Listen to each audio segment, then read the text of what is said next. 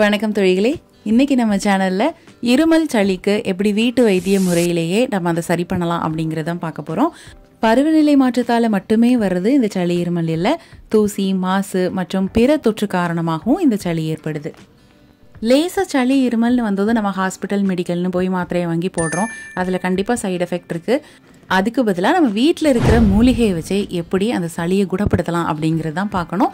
அந்த மாதிரி ஒரு ட்ரிங்க் தான் இப்போ பார்க்க போகிறோம். வாங்க பார்க்கலாம்.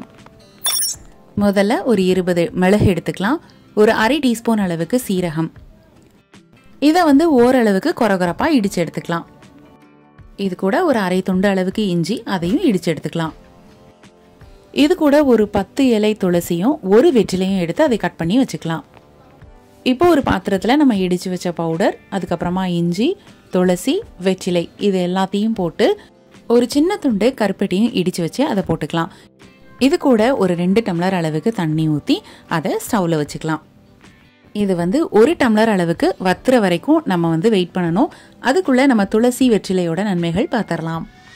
இது துளசியை மூலிகைகளின் அரசி அப்படின்னு தான் சொல்லணும். பல மருத்துவ குணங்கள் நிறைஞ்சு காணப்படுது. இதில் சளி இருமலுக்கு துளசி ஒரு அற்புதமான மருந்து. இதில் vitamin A, C, K, calcium, இரும்பு, மெக்னீசியம், பொட்டாசியம்னு ஏகப்பட்ட சத்துக்கள் காணப்படுது.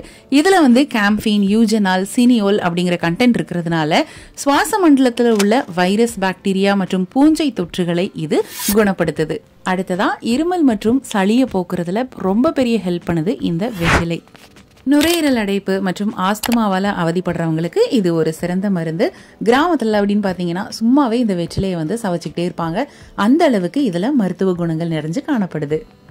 இப்போது இது நல்லா வத்திருச்சு. அதாவது நம்ம 400 ml தண்ணி ஊற்றணும். இது 200 ml தண்ணியாக ஆயிடுச்சு.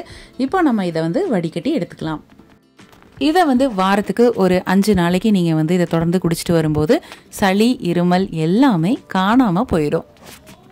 அதே மாதிரி தண்ணீரை எப்போவுமே சூடாக்கி கொடுங்க. ஏன்னா வெந்நீருக்கு சளி, காய்ச்சலுக்கான தொற்றுகளை நீக்கிறதுக்கு உண்டான சக்தி அதிகமாகவே இருக்குது. கண்டிப்பாக இதை ட்ரை பண்ணி பார்த்துட்டு எப்படி இருக்குன்னு கமெண்ட் பாக்ஸில் கமெண்ட் பண்ணுங்கள். இதே மாதிரி நிறைய யூஸ்ஃபுல்லான வீடியோஸ் அண்ட் இன்ஃபர்மேஷன்ஸ் உங்களுக்காக காத்துட்ருக்கு. அதெல்லாம் வேணும்னா நம்மளோட சேனலை மறக்காமல் சப்ஸ்கிரைப் பண்ணிக்கோங்க. மீண்டும் அடுத்த ஒரு வீடியோவில் நாங்கள் உங்களை சந்திக்கிறோம். நன்றி, வணக்கம். வீட்ல இருந்தே எந்த முதலீடும் இல்லாம மிக எளிமையா நம்ம கேஎம்எஸ் ஷாப்பிங்கோட ப்ராடக்ட்ஸ் ரீசேல் பண்றது மூலமா அழகா சம்பாதிக்கலாங்க. ஒரு பொருள் வாங்கினாலும் ஹோல்சேல் ரேட்ல கிடைக்கும். Free shipping all over India. அது மட்டும் இல்ல, வேர்ல்ட் வைட் ஷிப்பிங் ஃபெசிலிட்டிஸும் இருக்கு. கூடவே ரீசேல் பண்ற டெக்னிக்ஸும் சொல்லி கொடுத்து கைட் பண்ணுவாங்க.